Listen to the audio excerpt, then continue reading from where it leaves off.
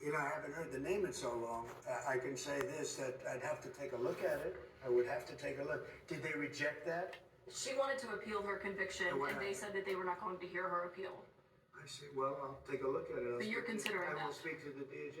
I wouldn't consider it or not consider it. I don't know anything about it. So why would she be a candidate? I will speak to the DOJ. Why would she be a candidate for clemency, sir? I don't know. I mean, I'd have to speak to the DOJ. I'll look at it. I have a lot of people have asked me for pardons.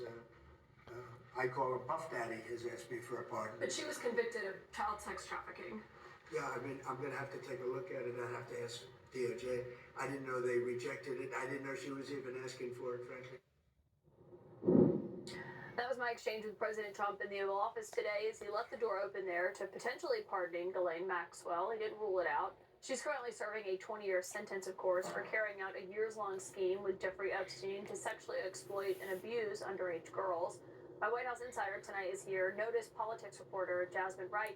And obviously, Jasmine, this is something that has kind of followed the White House for months. Certainly with here on Capitol Hill, they've tried to force the release of the Epstein files, what's known as that from the DOJ. What did you make of the president's answer there? Yeah, well, it certainly doesn't help try to push the White House past this Epstein thing. I think when I talk to White House officials and sources around the president, they believe that they've gotten past really the height of kind of the Epstein files crisis, obviously, over the summer, and that any fears that it could kind of bring the president down have largely been abated. But of course, answering questions like this and not necessarily ruling out a pardon, which he could very well do, just simply rule out a pardon for Ghislaine Maxwell, kind of continues the conversation. Not just that, but obviously there's a lot of talk right now on Capitol Hill, where we're at right now, about whether or not Republicans aren't bringing back Congress, in part because of a vote that could happen on the Epstein files. And so, you know, I don't think that the White House is necessarily nervous about this becoming a really flared up thing again,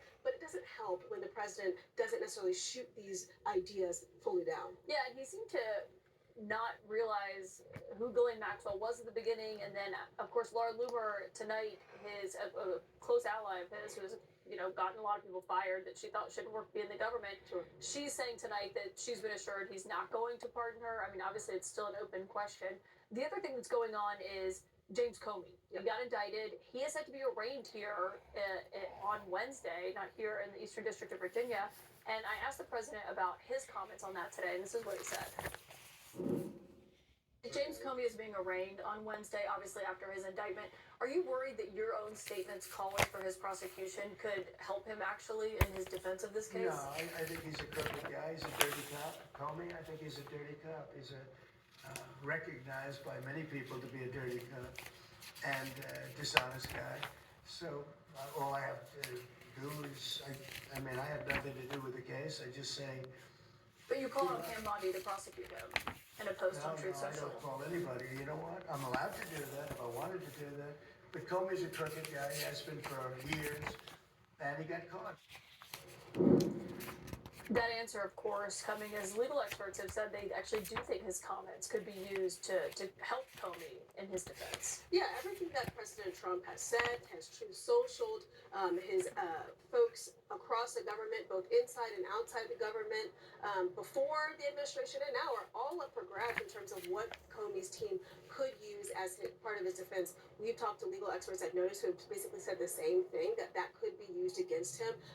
But fundamentally, the president believes in this idea of reciprocity, both him and his allies outside of the White House, and this idea that he was kind of trotted out. He didn't necessarily do a perp walk, but other folks who got caught up in some of the legal trouble that he was also, accused to be involved in, got perp walked and all of those things. And so they want to see James Comey basically be subject to kind of the same treatment that they believe that they got. And so I think that you're going to see the White House continue to go kind of full steam ahead on this, even though Donald Trump, for what he says publicly, tries to assert some sort of distance, but then on Truth Social, obviously that kind of goes out the window. Yeah, certainly. We can read ourselves. Jasmine Wright, excellent reporting. Thank you for that.